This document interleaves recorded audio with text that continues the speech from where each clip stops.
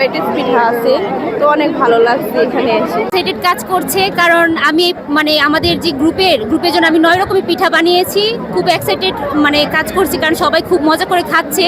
কারণ এই পিঠাগুলো এখন সচরাচর মানে আমাদের ঘরে এখন বানানো হয় না, কিন্তু এই পিঠা উৎসবের কারণে আমাদের কলেজে উদ্যোগটা নেওয়ার কারণে এখন যে আমরা স্টুডেন্ট যারা আছি, যারা আমরা এখন নতুন প্রজন্ম যারা আছি, তাই পিঠাগুলো খেতে পারছি, নামগুলো চিনতে পারতেছি।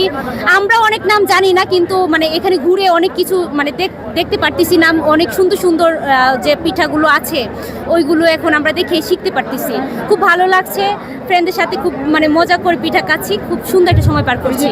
আমি মনে করি এরকম মানে উদ্যোগ বলতে কি, যে কলেজে এরকম উদ্যোগ নেওয়া হইতেছে, বিভিন্ন ধরনের যে আছে আপনার ক্যাম্পে অনুষ্ঠান হয়, ওইগুলোতে পিঠাগুলো রাখা উচিত। কারণ আমরা এইগুলো পিঠা না আসলে এখন খাই না বললেই চলে, এই পিঠা উৎসবে আইসে অনেক ধরনের পিঠা খেতে পারতেছি। গুরুদয়াল সরকারি কলেজের শিক্ষক পরিষদ কর্তৃক আয়োজিত আজকের এই পিঠা উৎসবে আমরা সমাজকর্ম বিভাগ একটি ব্যতিক্রমধর্মী স্টল নিয়ে এসেছি। আমরা চেয়েছি আমাদের স্টলটাকে গ্রামীণ ঐতিহ্যের দ্বারাই সাজানোর জন্য।